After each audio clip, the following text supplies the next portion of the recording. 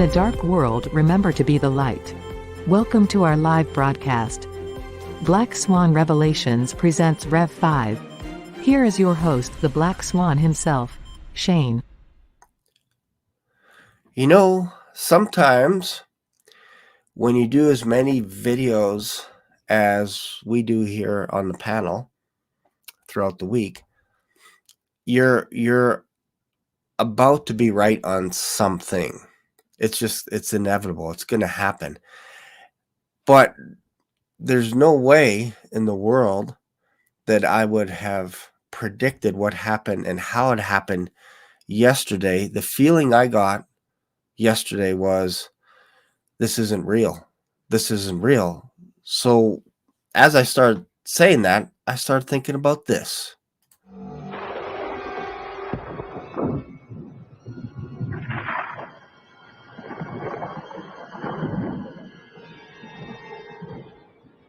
Welcome to the desert of the real. And here we are. Look at that. So that movie Matrix, that scene was pivotal because Morpheus was trying to get Keanu to wake up. And what would happen normally is people would die because they don't want the truth and they would just keel over and they'd rather be in the Matrix than outside of the Matrix. So Neil got sick thereafter when he went back into, I forget what the name of the ship is, the Nebuchadnezzar. And but that was a powerful scene because he couldn't handle the idea that humans were being used for batteries, basically. A little prop for a Duracell battery, I guess. But I wanted to bring my friends on tonight and talk about what happened yesterday and maybe a little bit more specifically, what were we actually doing before we found out about this event that we're going to be talking about tonight. I'll start it off, and then we'll go Gary, and then Bob, and then Amy, and then Michael if he ever does come back. All right. So yesterday I was in the middle of doing a video on my channel, doing some prep work and that kind of stuff. And I just finished watching something on the news or whatever. I was watching. Oh, I know what I was watching. I was watching Alec Baldwin's case. I was watching it and I was just like, oh, this will be interesting to see which way this swings. And I was just a little bit glued, watching it. It's probably like 9 hours for each. There was like a couple of days where it was 9 hours. So I couldn't do the whole thing, but I would just kind of fast forward and see his demeanor. Is he guilty? Is he not guilty? All this kind of stuff. And lo and behold, wouldn't you know, they basically took it off the board, if you will. They just said this is almost like a mistrial in some ways. Like they said this case can never be tried again. And then, oh, by the way, we got to take you some even more important news to keep your eyeballs, because that wasn't enough. It wasn't going anywhere. So they wrapped it up with a bow, and then all of a sudden it's like a Trump rally. And I'm like, what is going on here? What am I seeing? Is this, like it was too real for it to be fake. But the moment that I saw it happen, I was just like, I didn't see it live. I missed it by 51 minutes. But when I was watching it, I kept rewinding, going like, he looks like he took a hit. Looks like he took a bullet and all this kind of stuff. So I was like, shades of Black Swan event, ding, ding, ding, all over the place, right? So, but I wanted to get your guys' interest. Where were you? I was on YouTube. Gary, where were you when that happened, when you found out?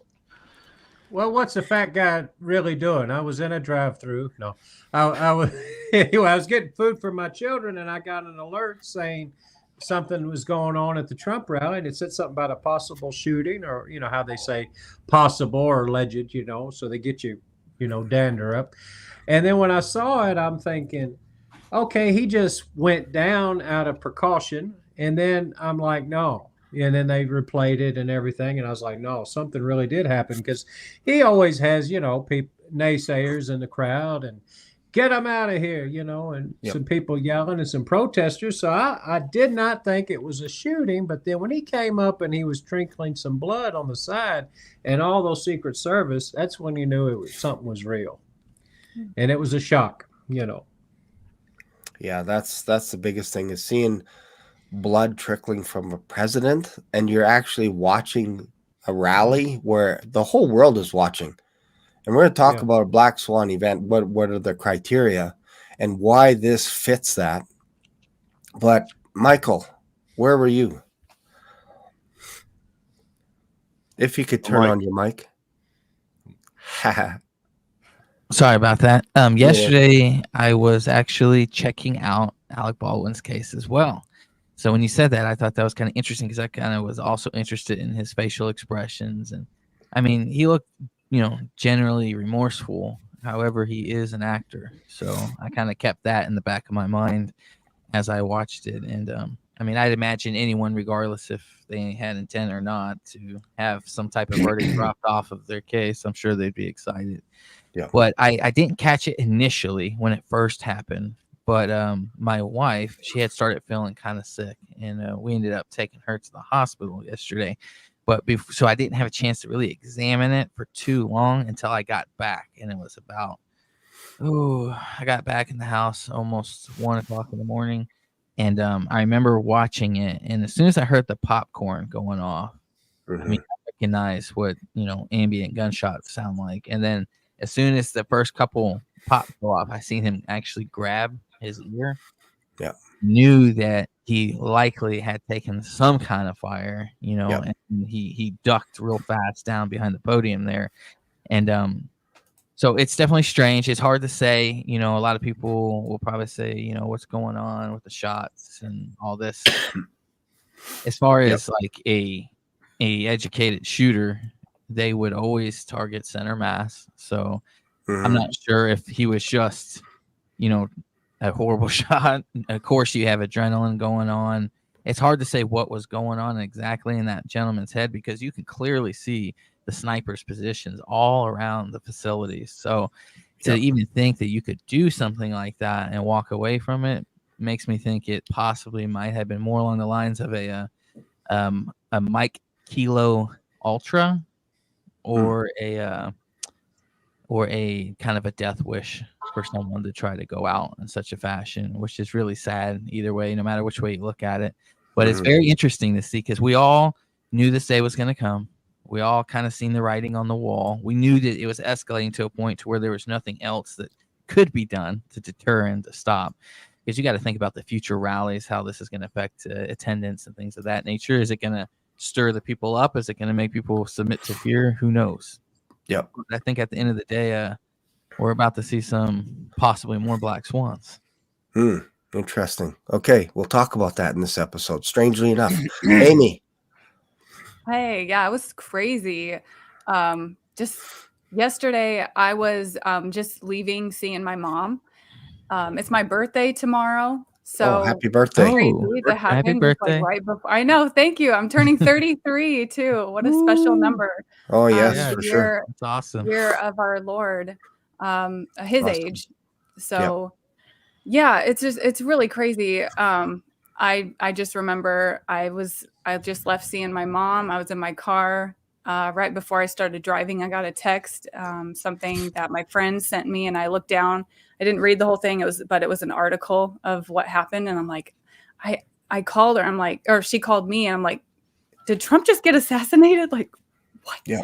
Yeah. At the same time, sadly enough, not shocked. I mean, it's like what you brothers already said.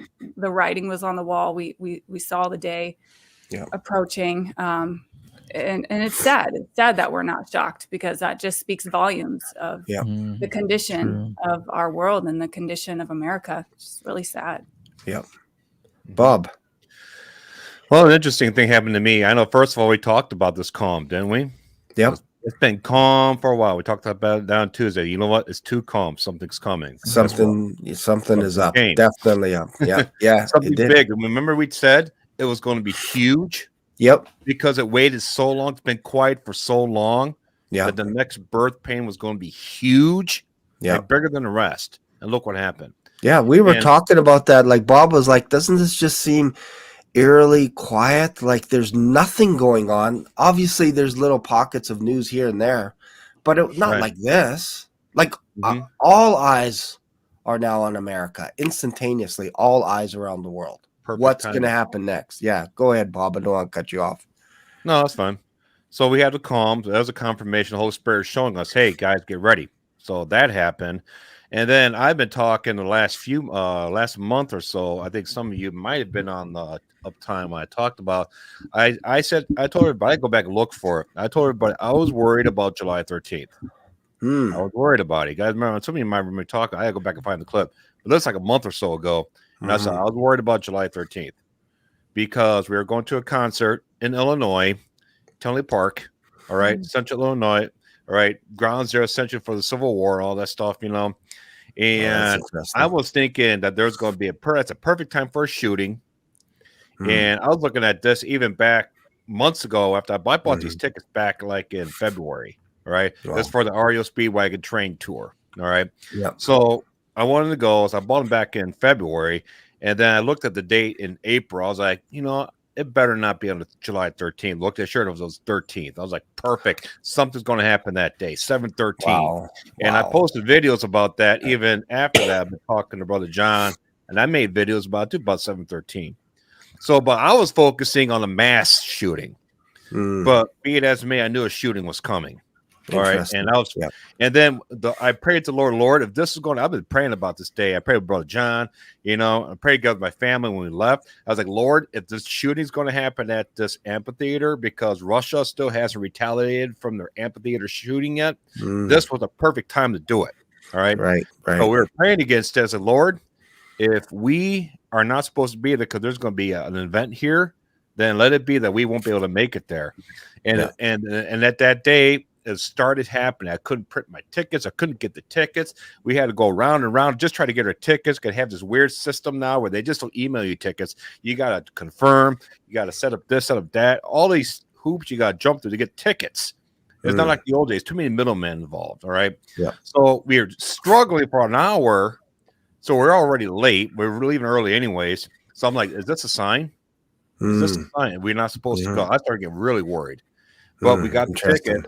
And then I got, check this out. We got there, all right, and we're having issues getting there because the guidance system on our phones was like taking us all over the place, trying to prevent us from getting there. So now you know how that made me feel. Yep. Time to turn around and go home, but I didn't.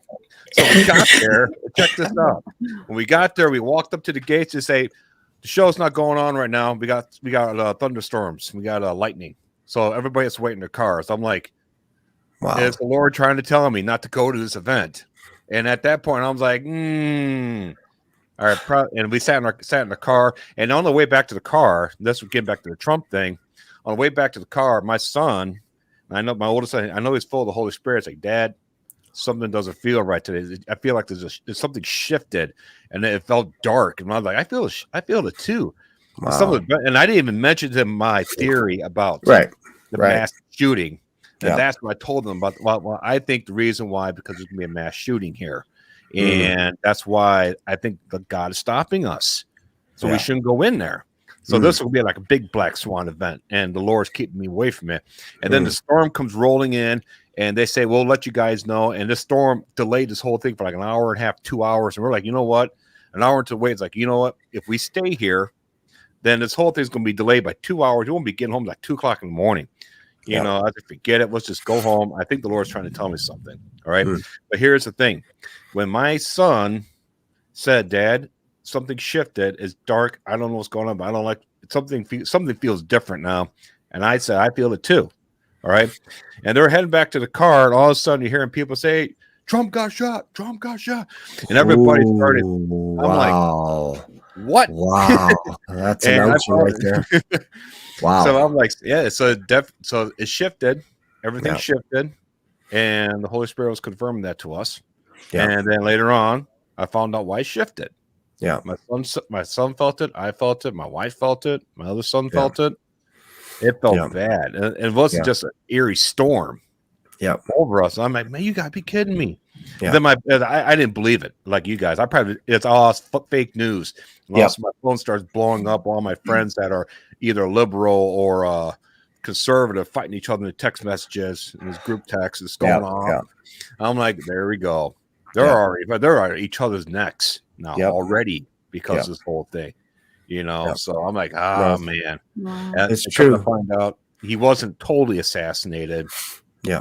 But it was an attempt for sure to take him out. There's no other way to look at that. He was millimeters from what's interesting is I was making one a little bit more about how things don't seem quite like they are, and I was going to go down the Matrix rabbit hole. I was creating a thumbnail and all this kind of stuff. Welcome to the desert of the unreal, because again, Keanu or Neo couldn't handle it, and I felt like yesterday was a little bit of that red pill, if you will, moment where we've been talking about it, and it's almost like every time you see an event, I was thinking about like, man, they don't like him, whoever they is, the people that don't want him to say or do what he does. I don't want to say it's a Democrat Party, but every time Trump had a rally, that's the first thing that pops into your head. How secure, like, look at how many people, like, you just can't help but look around, and then you see a few guys with guns and stuff, and you're like, no way anybody's going to ever try anything like that. So I thought more would be something like maybe on a golf course with Joe Biden, if they're doing some kind of a thing, something that's kind of like you can't secure the area properly. I didn't think a rally where it was that security was basically at the top. So I want to just briefly just mention the definition of Black Swan event, and then we'll go around and get your guys' thoughts on that. So definition of Black Swan event is something that happens that is highly improbable. You can't predict it. That's the nature of a Black Swan event. Is you could say, like back in World War II, like, I sure hope another country doesn't jump into this war, and Japan jumped in. It was a Black Swan event, but it wasn't for Japan. It wasn't a Black Swan event for them. But for America, it totally was. For North America, for Britain, all this, the way it happened was definitely a Black Swan event, because that ushered the U.S. into the war. 9/11, same thing. The day before, calm. That whole week was probably calm. I don't remember too much of it. I only remember the day of, because it's almost like it gets imprinted on you. This is one of those moments. So highly improbable. And then the world has to change overnight. That's the criteria for a Black Swan event that magnifies this, because mark my words, mark all these guys' words here, including Amy, something's going to change moving forward. We're not running the ship the same way as before.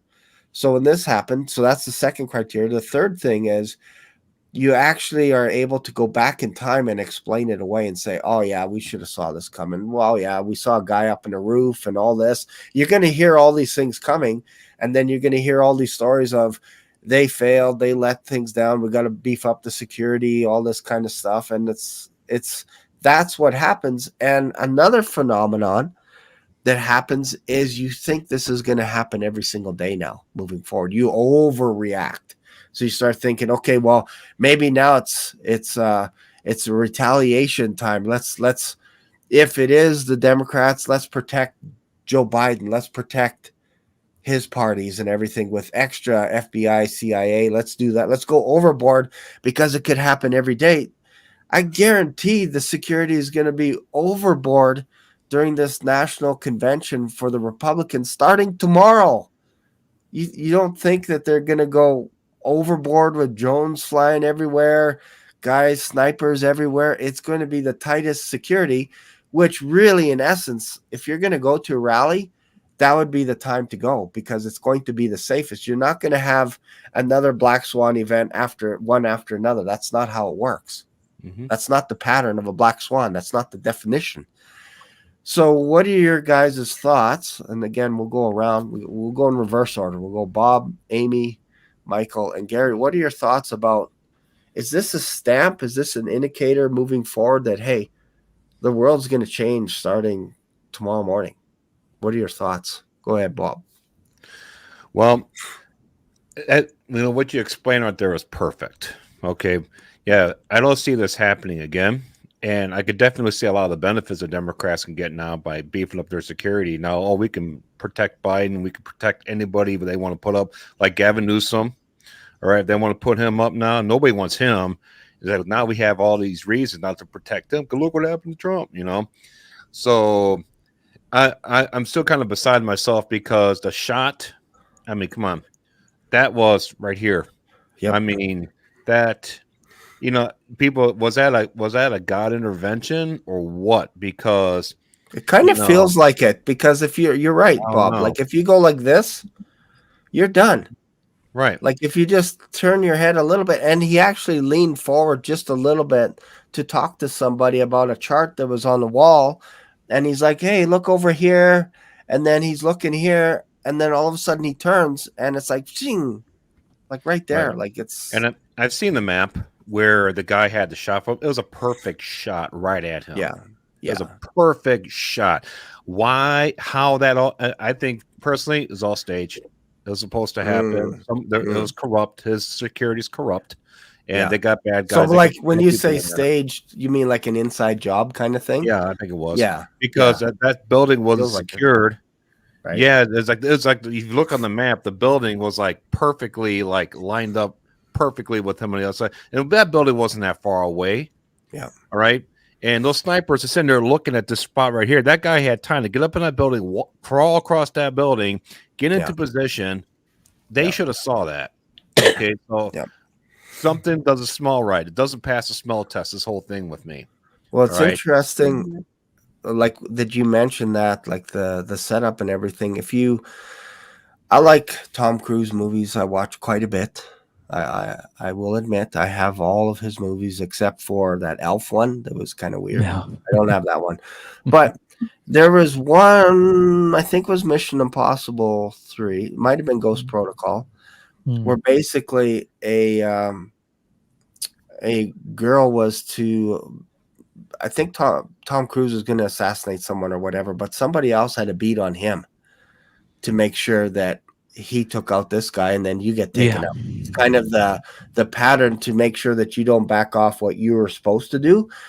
And if we're running along the thread of what Bob is suggesting, I've thought about this too, that what if, because there were people saying, hey, there's somebody up here. You got eyewitness of people saying that to officers, and they're almost looking the other way, or they don't have enough resources to get somebody to have a look at it. But you could really see, like, it's so obvious that you could see someone up there. So the idea that, like, how fast did these guys take this guy out? Like, they found him like this. It was like a second. He fired a couple of shots, whatever, 4 shots, and he's dead. That's how fast this happens. It's not like, oh, we got to have a search party and we got to go look all over for this guy. It was almost like they had a bead and it was quick.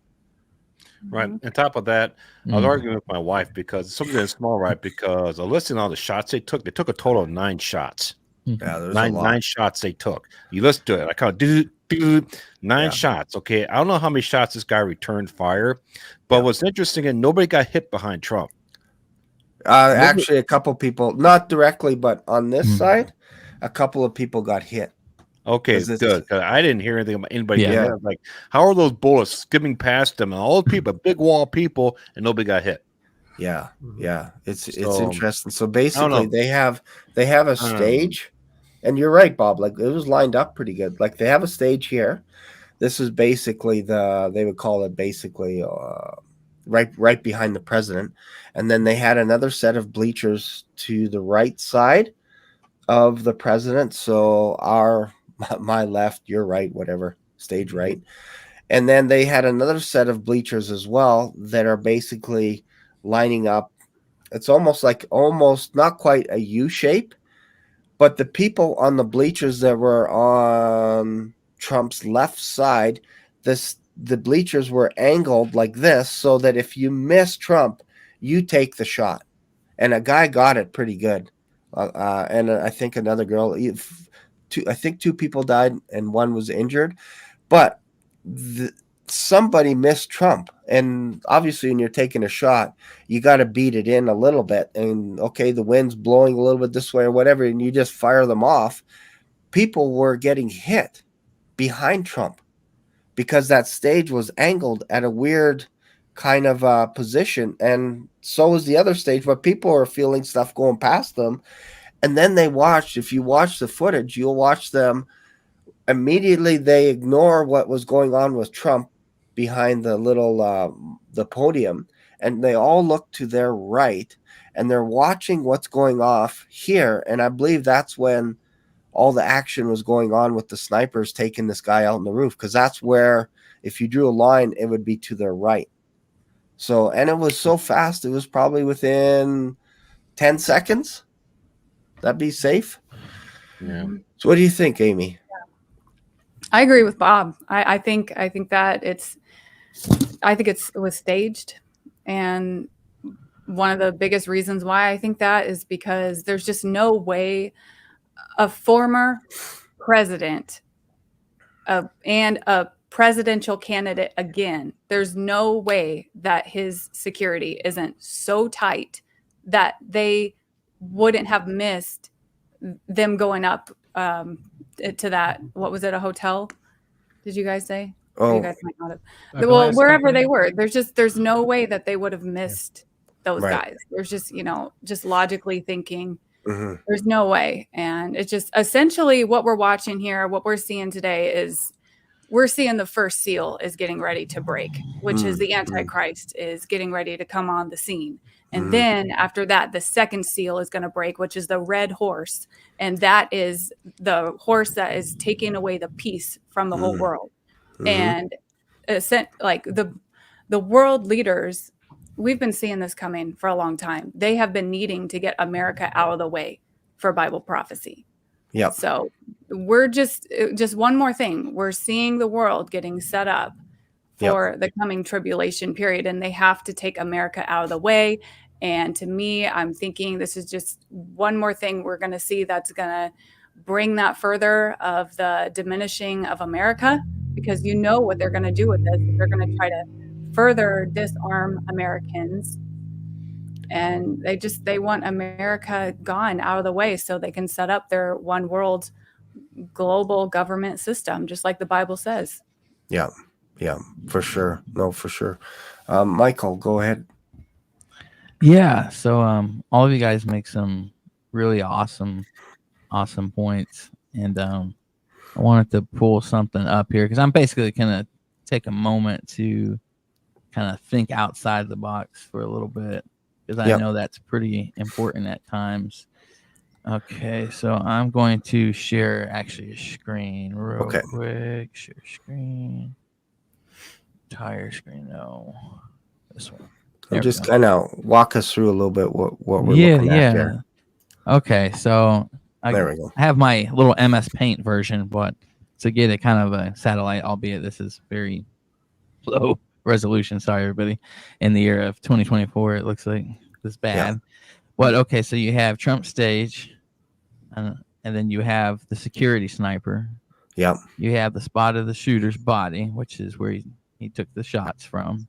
Yeah. Now, as far as, does anyone know his background? Who was he? Was he former military? Was he trained proficient with firearms? Not sure. It's the usual suspect, loner, all this stuff. Okay. I was gonna say, because to take a shot, depending on how far that is, 3 to maybe 600 meters, I'd say somewhere between there, without a rough calculation, that's not going to necessarily be easy for most people. Now, they're going to also add in the factor that if you've ever done target shooting from great distances, any type of adrenaline, any type of uncontrolled breathing, that's really going to play a huge factor in whether or not you're going to be able to actually line your shot up. And they don't want to do Kentucky windage, so you don't, as a like a sniper, he's not going to compensate for the wind. Like moving his scope, he's going to actually dial that in. He has instruments to be able to actually control the dials on the scope to accommodate for wind direction. And I forget exactly. I think it's a parabola curve that they go based off of.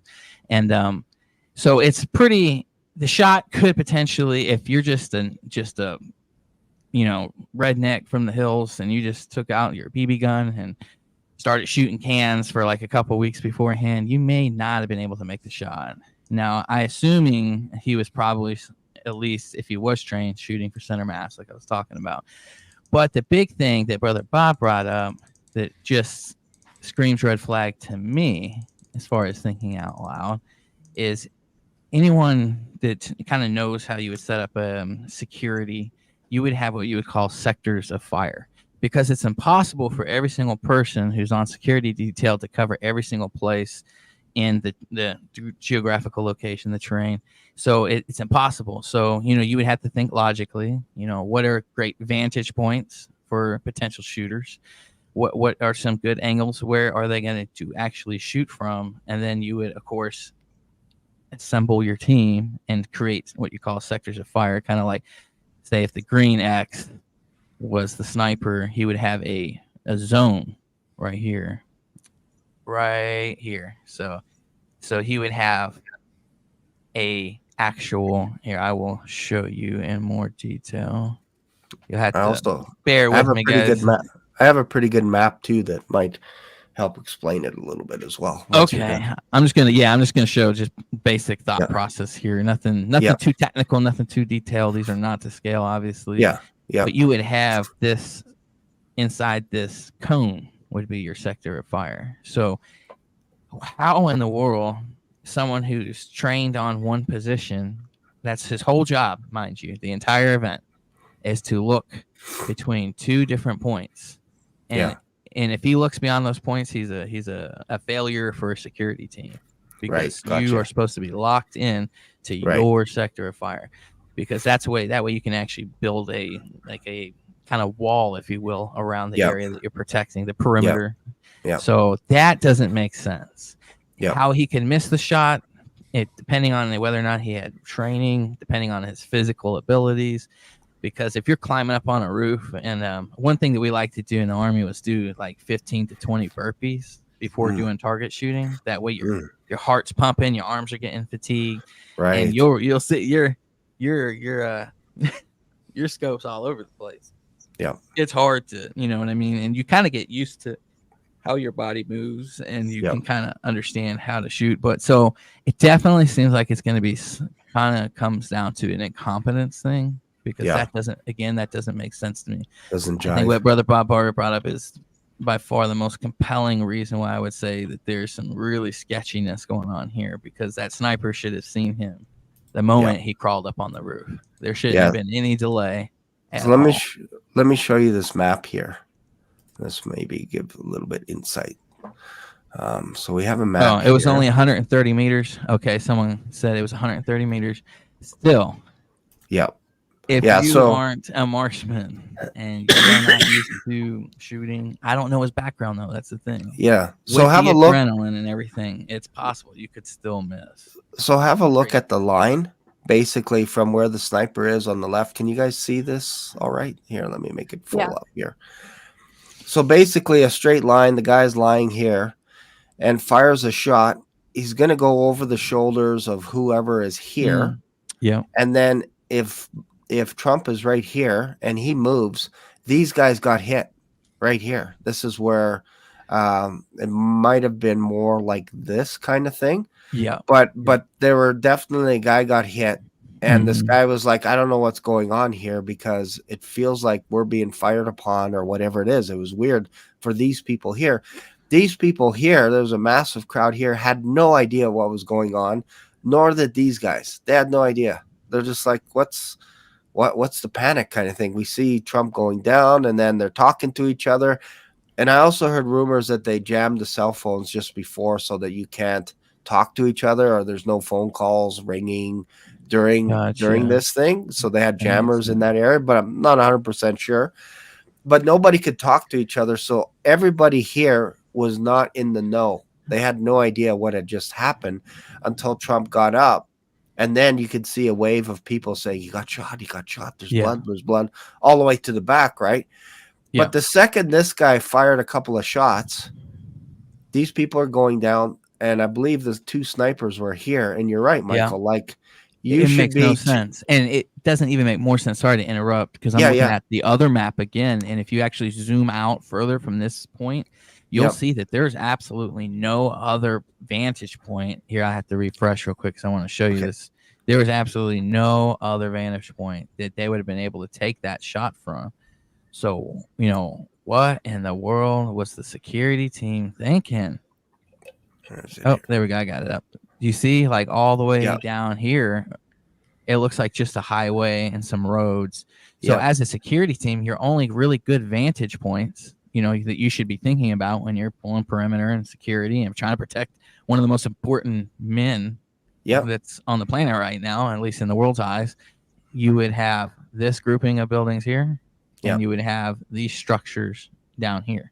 Yeah, those are really the only real vantage points that you would be able to take that kind of shot and have a more successful chance at completing your mission. So the fact that why wasn't there even snipers on the building that he was shooting from?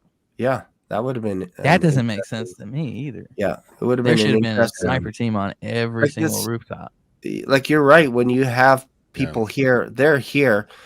This guy's job. Just look at this building. That's all we're asking you right here. That's it. Just have a look. And now, is it possible somebody can sneak in here? Yeah, for sure. And then jump up, lie down, boom, done. But man, you gotta know where you're at and the timing, that you got to know that there's no snipers looking in your direction. Like, it feels something. It feels a little weird. Something's fishy. Yep, exactly. Definitely. Not and right. That's why I think Brother Bob is definitely the most compelling case for a very questionable. What all they had to do is put one person on those roofs. Yeah, you didn't have 50 roofs. You had one roof to watch right there, and you could have just put one guard up there. That's all you had to do. Real easy. Anybody could have seen that. I would have figured that out. I'm not even security. Yeah. Okay. So it was an inside job. Yeah. Bob, can you just look? I want you just to look over there. If you get tired, let me know. But keep your eyes over there, because that roof is wide open. Gotcha. That's easy. But I'm not trying to say that the army is easy and all this. Yeah, that's from our uneducated perspective, where we have opinions, and I'm just like anyone else. I like throwing out my opinions and all this stuff, but it feels like it really somebody either messed up on purpose and said, "Oh, could you hold my binoculars? I got to go to the washroom. I'll be back in a couple of minutes." Oh, there's a shooting. Wow. I'm going to read real quick the definition of what I was talking about, the sector of fire. A sector of fire is a defined area that needs to be covered by fire from an individual, a unit, or a weapon. Leaders assign sectors of fire to ensure that an area of responsibility is covered, and may also limit the sector of fire to prevent accidental engagement with nearby units. Yeah, because it also helps prevent friendly fire, basically is what it's saying. And when assigning sectors of fire, the leaders consider the numbers, the types of weapons available, and of course your geographical terrain and things of that nature. So when you are assigning that, these guys are all like ex-recon Marines, ex-Green Berets, SEALs that are joined the special or the Secret Service, they should know this. This should be like, it's second nature to them. Like, absolutely. They wake up, with this ingrained into their mind to such a point that it's not even, you don't even have to tell them to do it anymore. You know what I mean? So why there was a failure of this sort. Yeah.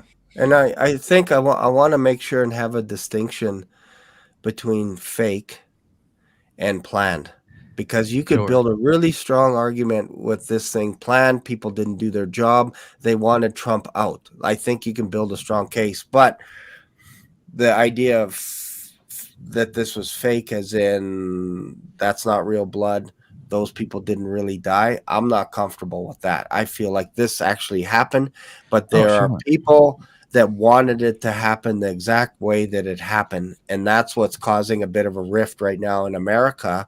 It's like, you did it, because everybody's got that same unction that there's no way you can let this go. Like, you can't just not protect someone as important as this. Like, that's I think that's what we're all kind of wrestling with, not the idea of fake blood. Like, I think Trump did get shot. I think people did die.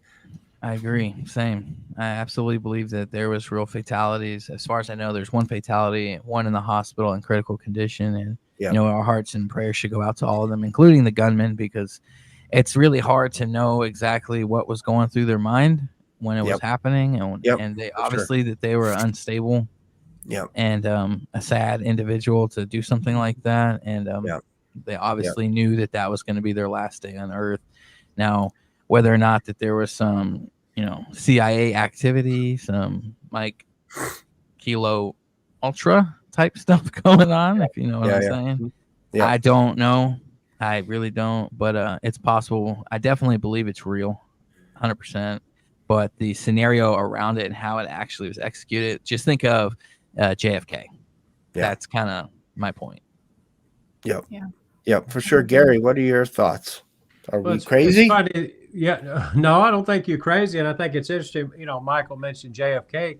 Because I've heard different. Of course, there's a gazillion accounts out there, but I remembered hearing a Secret Service person for JFK that was still alive back in the 90s talking about how, of all days, as they look back, that was a day that they had they were just limited on their detail for that day. And that's one of the reasons why they weren't able to really go and do a thorough sweep of that town and to even reevaluate, let's change the route at last minute. But they had it printed in papers and on it goes. And that's a whole other black swan.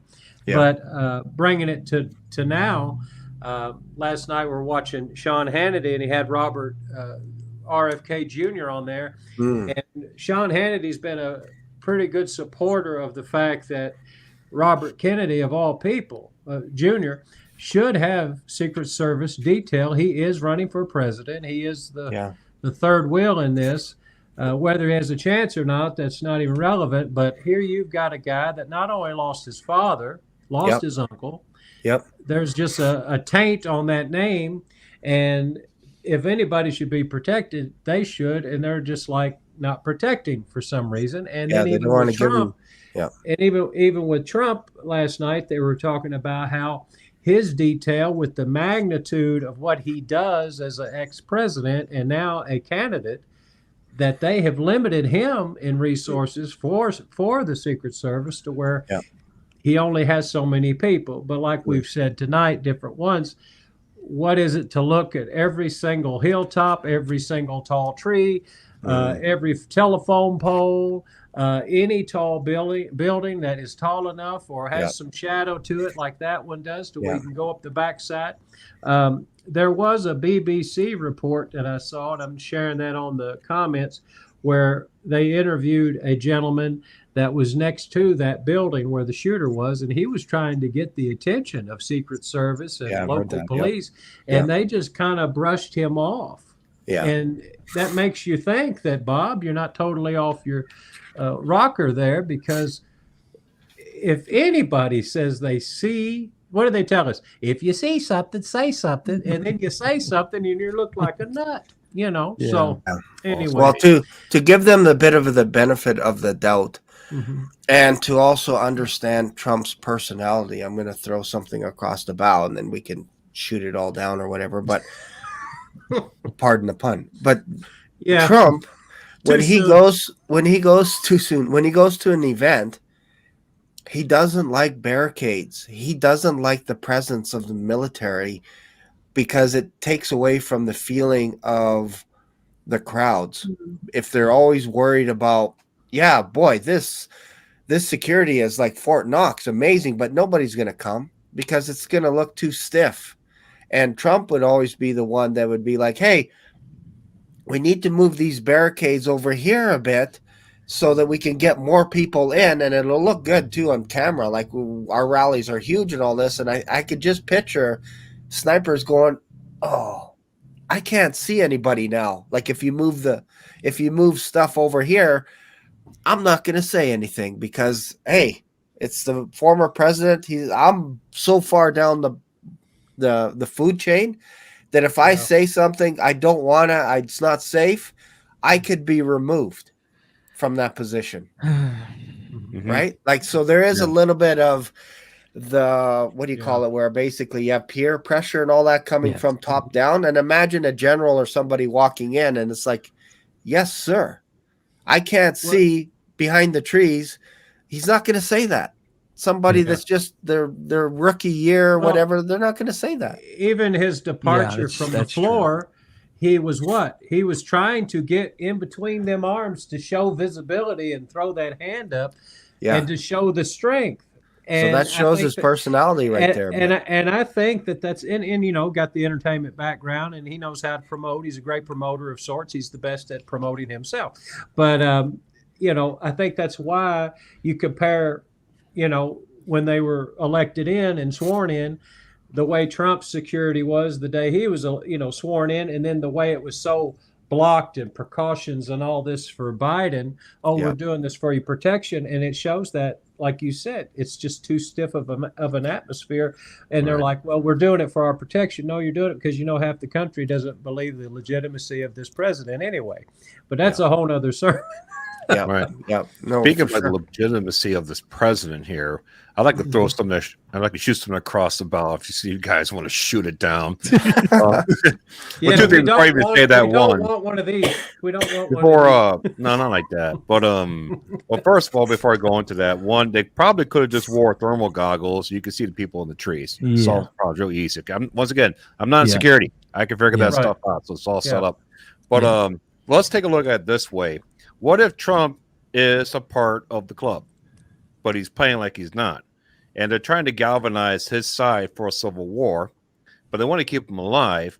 So you take a shot like that. Let's say the shooter was that good to take a shot that good, sideswipe him, rally everybody up, and now everybody's galvanized for a civil revolutionary war, or whatever you want to call it.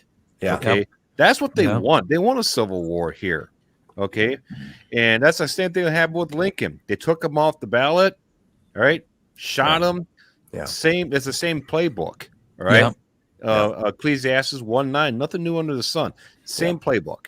So, what if he's a part of the club because they want to bring him back in? And you know, of course, he did Warp Speed, and that was horrible. And Warp Speed was just a dry run for the Mark of the Beast.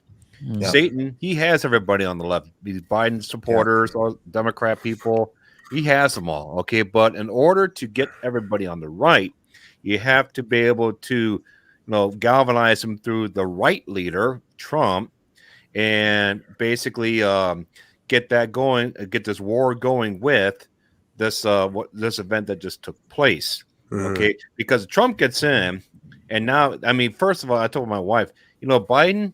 He went to whole new level of stupid after that debate. I mean, he went like all out stupid. He's calling like Kamala Harris Putin or Zelensky Putin. Kamala Harris calling her Trump. Okay, he went to a whole new level right after that debate.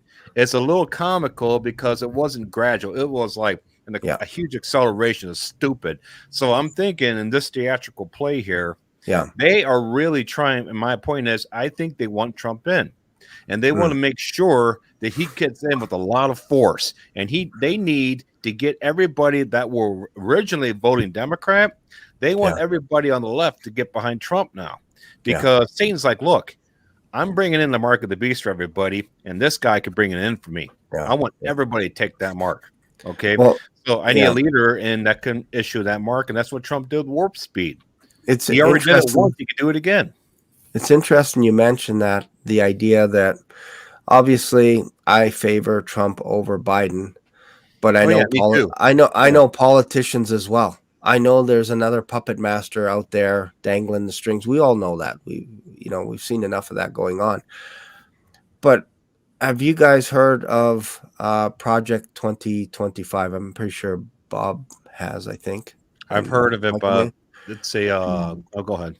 Yeah, so basically the idea, and maybe we can talk about this, is the idea of, let's go with Bob's theory. The idea is, this is a 900-page long document, so it would probably take you 6 months or so to get through all this stuff. But basically they have kind of like 4 pillars. One of them is they got to change the policies, and it's almost like a manual. So whoever comes in, it was almost written for Trump, but it could also be any other Republican that comes in. This playbook, it's 900 pages, and they would change the policies. And then the other thing that they would do is basically 4 pillars. The other thing they would do is they would also restructure everything top down, meaning if you are in the government agency, if you will, you could be replaced by someone else that we want to put in. We can just put them in, and then we put our own people there that are on our side. And the idea behind that is they would also spend how many days is it? They would spend like 3 months or so training these guys as well to toot the horn, if you will. Basically, under it could be Republican, anybody. Like, this is going to be a playbook for anyone to do, and they want to push this out starting January. Whoever gets in, and then the final kind of playbook is they want to do this within 180 days of taking over the office. So if it's Trump, he's got the manual already. He said, I got nothing to do with it. Okay, fair. But it is written from a conservative point of view to win people over. Like, abortion is gone, like almost instantaneously. We're not funding abortion. All these little things that favor us, but there's nothing about the church in there, which is interesting. There's nothing talking about rights of the church in there as to what's going to happen to those people that are worshiping. And you could build a case that Trump will not be the same guy when he gets in again. You could build a strong case. Like, you can just throw documents and say, he's not going to be the same guy.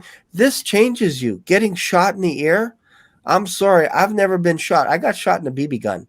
That was pretty devastating. I got it right in the leg. That was pretty devastating. But I got over it. I wasn't looking around going, does anybody else have a BB gun? Are they going to? I actually had a friend that was on a subway, and a guy walked up to him and opened his jacket and said, I need your wallet and everything. And my friend's like, why?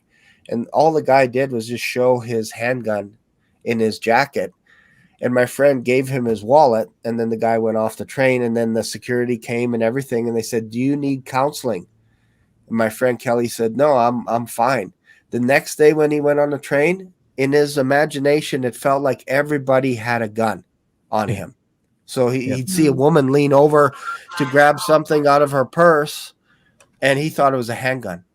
And this person standing, I thought I saw something shining in his jacket. He's got a handgun. That's how my friend thought for like weeks after that. Yeah. And all the guy did was brandish and show him a gun, and I want your wallet. Yeah. That's all it takes. So imagine Trump getting shot in the ear. You think he's not going to be changed by showing up in front of the masses tomorrow or the next day? Like, security is going to be over the top. I'm telling you, it's going to be over the top, and there'll be zero tolerance for anybody walking down the street. Oh, I have a license to carry. Oh, really? Step over here, please. Yeah. Wow. I got an interesting illustration video, albeit it is not a human being. Okay. But I found it very interesting. What's going on here? It says, an abused zoo bear still circles in an imaginary cage 7 years after being freed. It's a perfect example of how trauma keeps you trapped if it's not healed.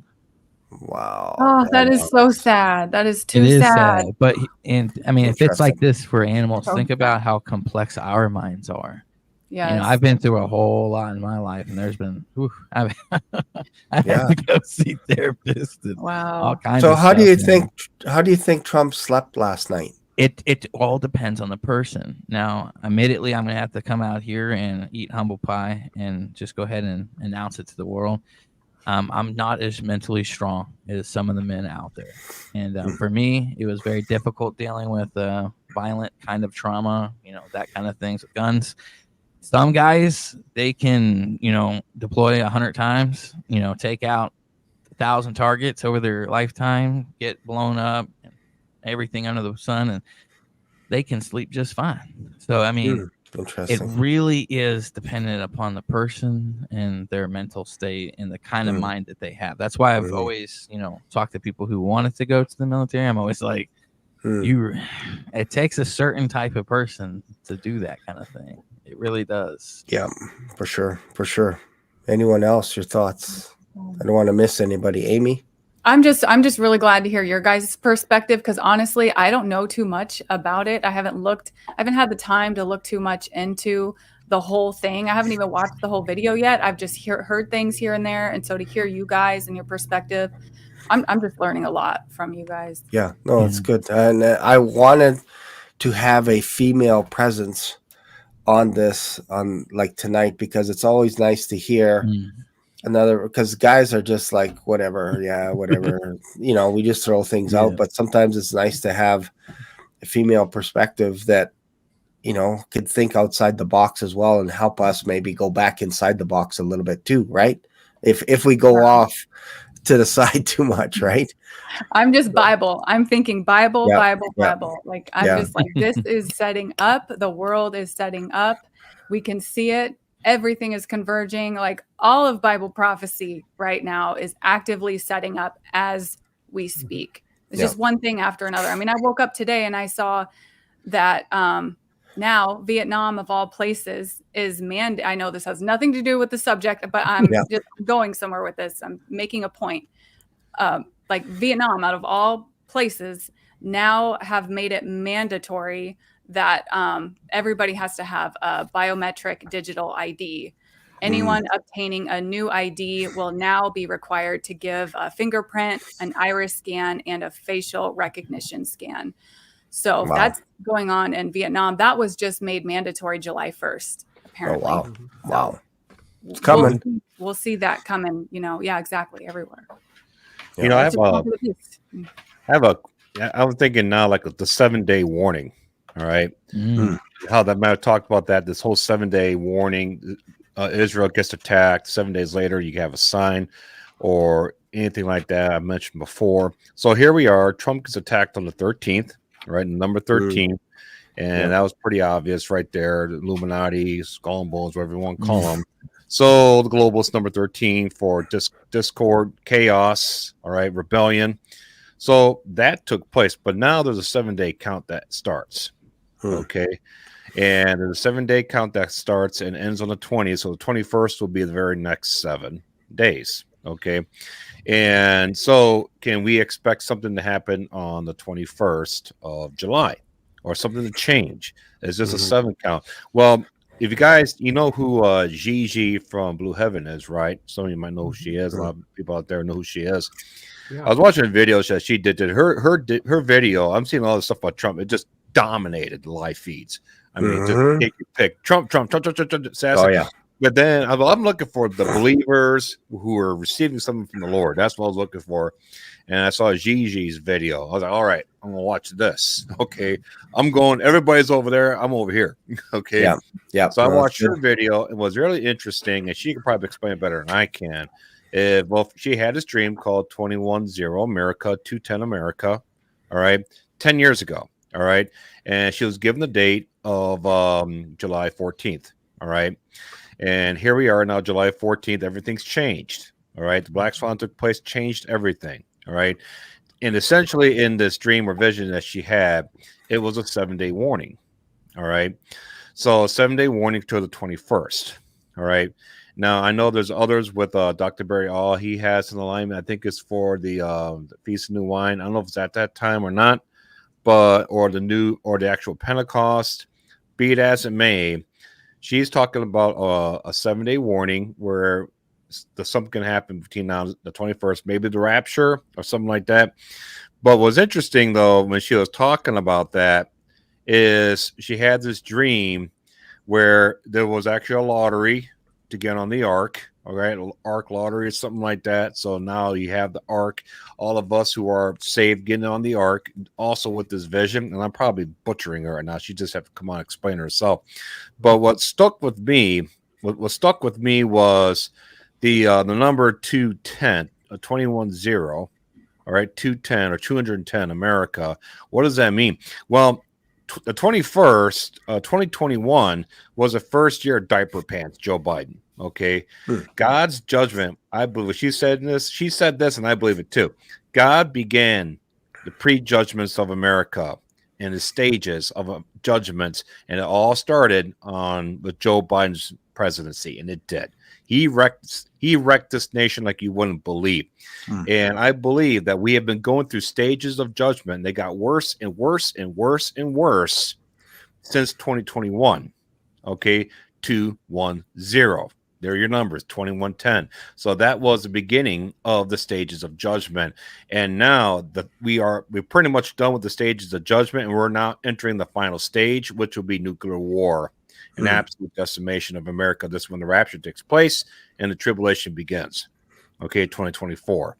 And I did not mention this, but what's interesting is that concert I told you guys about. Our seats were row 103, which I don't know what it meant yet. But check this out. Our seats number were 21, 22, 23, and 24. Those were our seat numbers for that concert that we're going to go to. Wow. Probably confirming this, what Gigi saw. And I just got that download just now. I didn't think about that before. I just got that from the Lord just now. Wow. So I think there's something to this. So you didn't go to the concert, right? No. Do you still have that ticket somewhere as a Yeah. souvenir, maybe? Yeah, I got to save from our StubHub and stuff like that in the app and stuff like that. Nice, so, nice. And I No, got that's copies cool. of it Hang too. on to that. Hang on to that. So something can happen in the next 7 days. It could be the rapture on the 21st. I don't know. People might want to comment about that. I don't know. Yeah. But 7-day warning. I mean, this is pretty significant, guys. Yeah. Yeah. This is not as big as Israel being attacked, but still pretty significant. So are you saying that if a rapture happened in a week, you wouldn't be surprised? No. It would be more. In fact, the rapture happens any time between now and the Visa Trump. It'll still catch me off guard. Right. It wouldn't surprise me at this point. That's why this whole thing happened with Trump. It was a black swan to the world, but it wasn't to us. We knew exactly. We were talking about this. Dead in a coffin. Yeah, we knew it was coming somewhere. And even when I heard the guys talking about it, and I thought to myself, well, it's about time they took a shot. You know, this guy gets in office, this lights out for these guys. Yeah. We just didn't know when they were going to take the shot. We saw it coming. We just didn't know when it was going to happen. Yeah. No, for sure. And I think a lot about ratings when it comes to TV. Like Biden's ratings are down. They're just through the basement, basically. And Trump, every time he speaks, the ratings go up, and you got something to talk about. If you're on CNN, Fox, ABC, like they all have now, they got all their food for the rest of the year. This will lead us right into July 5th or November 5th. What happened yesterday, this is just mounting, and for the next 119 or whatever days, removed from stage by Secret Service after loud noises startles the former present crowd. That's from CNN. Wow. Oh yeah. They got their material. Stuff they're putting out there now. They're lying to everybody. You mentioned news and stuff. They're telling all their people, this is what they're telling everybody. A loud noise startled him, or he tripped. Yeah, exactly. Lost his shoes and all that. Yeah. So they're starting about it, even with that's what they're doing now. Yeah, and part of that, like when you think about like the Murdoch family, for example, I don't know if you guys know a little bit about them. Basically, they own Fox International. And so they basically split their company. They own, I think, 40% shares in the company, but then they split it, and then Disney bought the media outlet part of it so they can make movies and all that kind of stuff. So Disney owns that part, but the Murdoch family basically runs the show, and they're like the Rockefellers and all this stuff. And if they're making money off of Fox International, anytime Trump opens his mouth, who do you think they're going to want as the president? Unless somebody can outpace what Trump does with, like, I'm telling you, like, there's going to be records shattered for CNN and all these companies because they had nothing anymore. What, Alec Baldwin on TV? That's like, they squashed that so quick, and I've never seen a faster trial. Like a couple of days and it's over. I thought that was going to go on for like a year, and they're like, no, throw it out. There's something better. This is up. And now we're all glued to Instagram and trying to see what the shooter looks like, trying to see if there's any more stuff on the wall and what's coming up. And then we're going to be doing that tomorrow morning at 6 o'clock when we wake up. It's going to be like, it makes you wonder what they're doing in the background now. Yeah. It makes you wonder what are they doing in the background. Start looking for the little stores and stuff that no one's looking at. Yeah. They have to be doing stuff in the background now.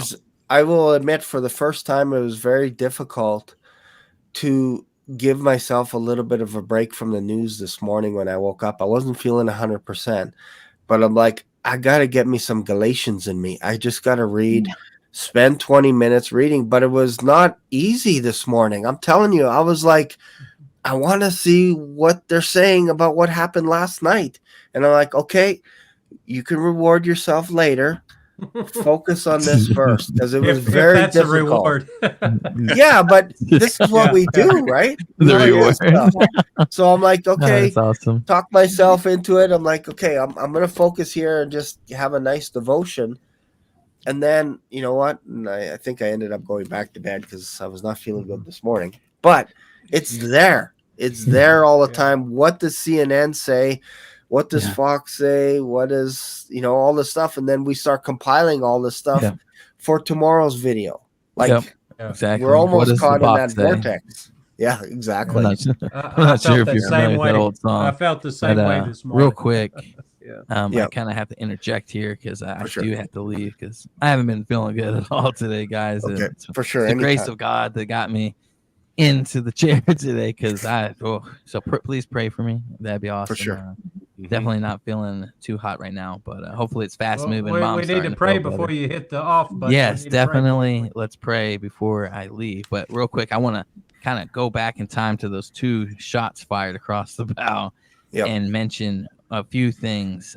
Definitely, Bob, spot on about the woods. Not only would there be foot patrols, but they have forward-looking infrared radar, and they have the ability to have drones with this now, so they could just have like a little botnet drones going around.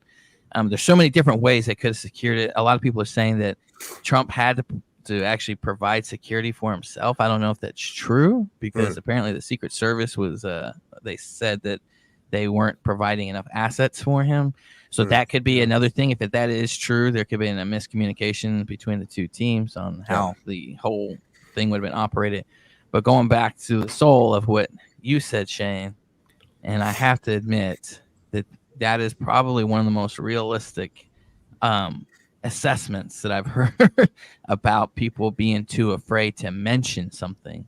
And the reason why I say that is out of personal experience. I remember doing a lot of drills and training and having my own sector of fire. And that I told you about the time when I seen the centaurs. No one's going to understand what in the world that means, but you'll have to fill them in on that. But for sure. I was like, obviously, I don't know if I'm seeing what I'm seeing downrange. I have no idea.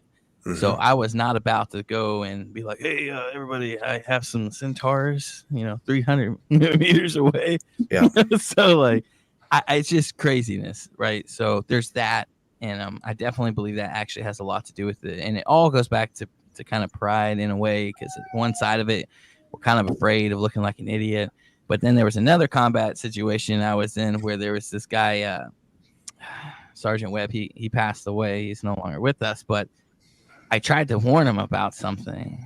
And he looked at me and said, I'm the sergeant here. Shut up. So it's like, oh, man. Yeah. So that kind of went back to a pride moment, because if he would have just listened to me, he would have seen what I was telling was the truth, But sometimes when we get a couple stripes on our chest, we tend to think that we're well-seasoned veterans and whatnot. So kind of goes back to that too. So it could be a little bit of everything, human element, pride. Someone's afraid of reporting something because they might be wrong. And what if they, cause a ruckus for no reason? Yep. I guess at the end of the day, you could pick that whole thing apart a million different ways. I guess at the end of the day, I think that also Bob made a really awesome remark. There is snipers out there who are good enough to make a shot like that intentionally. So that is a very unique thought that I had not even occurred to me that possibly that was an intentional shot. Because if you see, he kind of started turning his head even before then. So kind of weird, kind of something to think about. Definitely interesting. But if you guys want to go into prayer, that'd be so awesome. For sure. I can lead this. Oh, okay. Go ahead. For Michael. We just pray, Heavenly Father, for Michael, and he shared with us already how he's not feeling good, Lord, and I just pray that you just heal his body 100%, even right now, that you just begin the healing process, Lord, so that he could focus on his family and the things that he needs to do around his house and work and all that stuff. And we know that there's enough things in life to distract us, but we don't need another cold or a sickness, Lord. And we just pray that right now in Jesus' name. Amen. Amen. Well, thank you, Shane. Yeah, Love you awesome. all on here tonight. It's been such an awesome time to spend with y'all. And Yeah. I'll probably still be listening. So Okay. I'll see you guys in the chat. Yeah, no worries. Brother Michael. Good to see you. It's Yeah. good to see you too. Good to see you, And Bob, Gary. So care, good to brother. see y'all. See you later. We're not going to go for very much longer, like maybe another 3 hours. Are you okay for another 3-4 hours kind of thing? But I want to give I want to give everybody kind of a final thought. So we'll start with you, Amy, and then we'll go Gary, and then we'll finish with Bob. Just about what we talked about. It could be anything, but just you have kind of the floor. Well, my mind is honestly racing. I've seen a lot of comments that I agree with, and I'm right there with you guys. I feel a heaviness too. I very much feel a heaviness over America, and my mind is racing because I'm thinking of just so much stuff, and it's like, which thing do I pick out, to say? And it's just really hard. And maybe I should mention this. I feel like the Holy Spirit wants me to mention this, because just the other day I had kind of a light bulb moment with the Holy Spirit where, I was thinking about all the memes, and, a lot of people are, they think it's funny, how, as Bob calls him, diaper pants. He's just, it's unbelievable. It's unbelievable that is our president in America. And Bob started talking about how, it's very clear, very obvious. Those who are reading the Bible, that God put him there as a judgment on our nation. And so if God put him there as a judgment on our nation, maybe we should stop and think about God's heart for a moment before we start laughing about, how funny it is that he says stupid things. And maybe we should just kind of be somber with God right now, because I had a moment where I thought of, like, in God's perspective, if he set them there as a judgment because of all the evil that's going on in America. If God is seeing, I put him there as a judgment, and they're laughing. That must, I mean, if I was God, that would probably make me mad. That would break my heart. So, and I get it. I'm not condemning anybody. I've laughed so many times, and it's hard not to, because we live in such somber, it's shocking. And we live in such somber times that, we need to laugh. We need to laugh. Laughter is a medicine that God gave us. And so I've been there, but maybe we should take a step back as a nation right now and just pray, like really pray, and for God's heart to have God's heart right now. That's good. I like it. Gary. I'm just kind of reminded of Revelation 19:16, where it says that when the Lord comes back, on his thighs written, the King of Kings and the Lord of Lords. And I just praise God for that. And I was also looking up earlier before we went on, and not trying to say that Trump is the Antichrist. Very well could be the forerunner. Who knows? But isn't it funny when this, and when I say funny, I mean that very lightheartedly. But yesterday, when all this went on, and I heard that he had a head wound, I turned right to my wife, and I forgot about it until just now. But in Revelation 13:3, it says, of course, it's talking about the beast here, and it says, one of the beast heads looked like it sustained a mortal wound. And that kind of how we thought yesterday. We thought he sustained that mortal wound. But its fatal wound was healed, and then, wrapped with amazement, the whole world followed the beast. Kind of goes with what, Brother Bob was saying there, that, at first, I thought, did we just see a president get assassinated. You know, Right. I've heard Yep. my mother and my grandparents talk about, you know, them seeing, you know, everything with Kennedy and Yep. then the shooter being killed on television. And here we are, you know, Yep. seeing a similar type of thing. But anyway, I know there's somebody in the chat earlier that had Mark 3:25, and this describes America. How can a house divided against itself? Yep. You know, that house cannot stand. Yep. And but anyway, No, also before I leave, Zechariah 12:10, and not trying to say Trump is Christ, but isn't it funny how that passage was talking about Jesus, and it says that they will look on him whom they have pierced.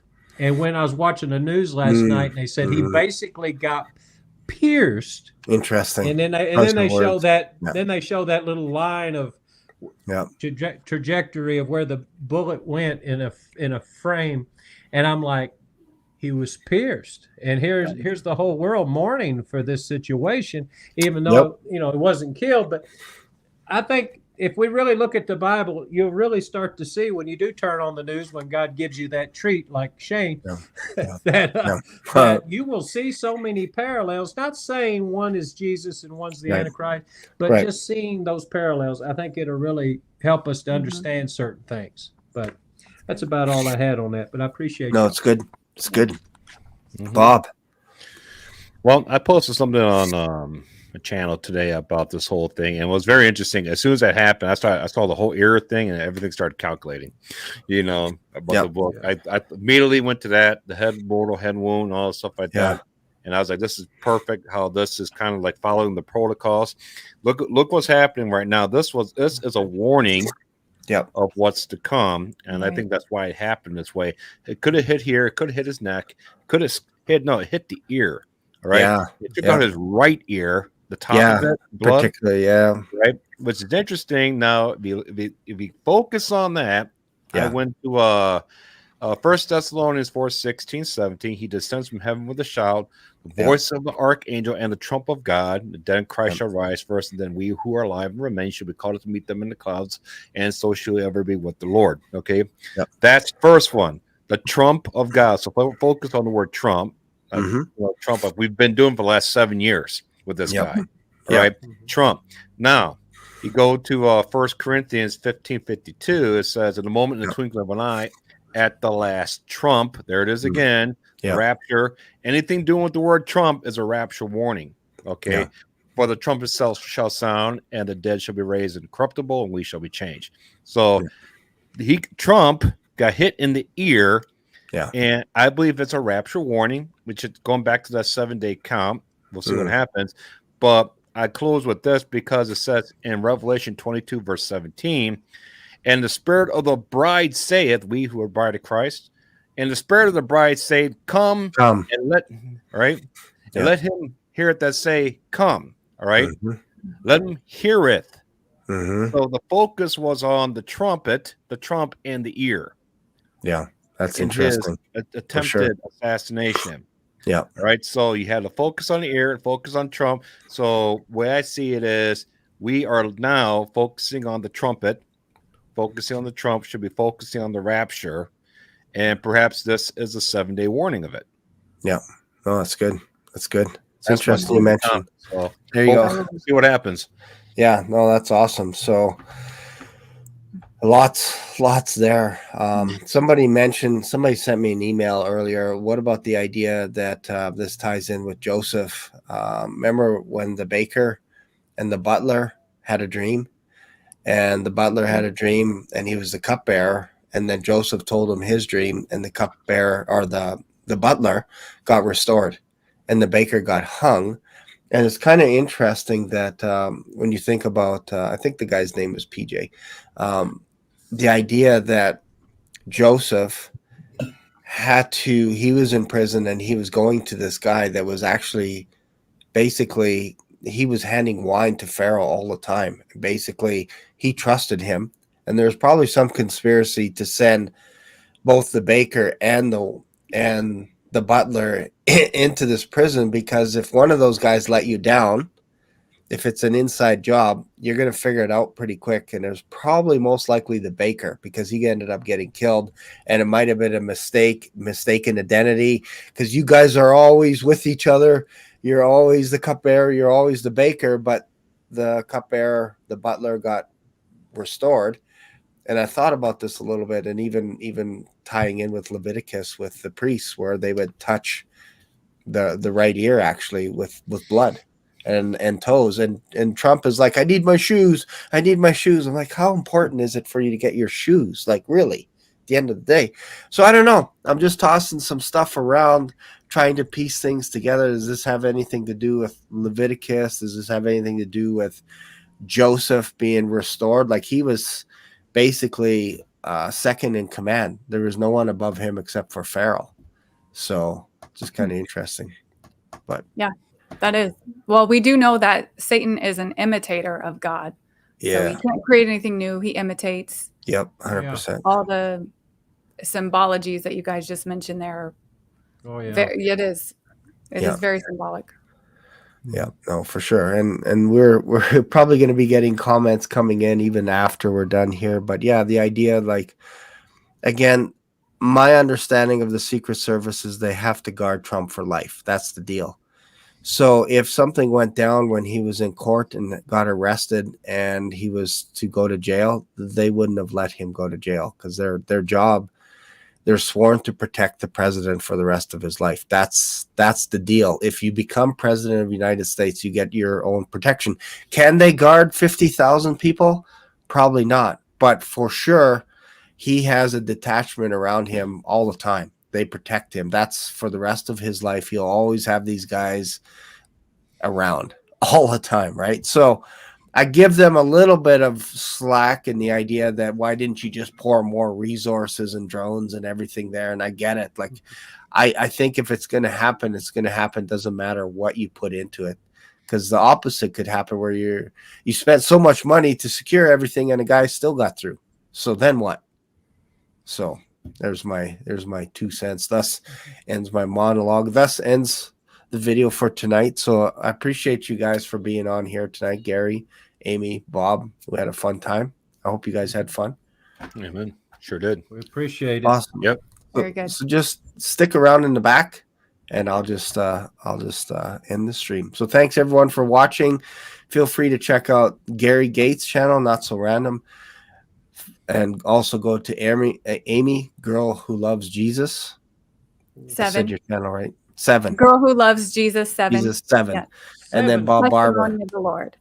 Yeah, Bob Barber with his End Time Dream and Vision. Go check out their channels as well. So thanks again, and I'll see you guys in another video.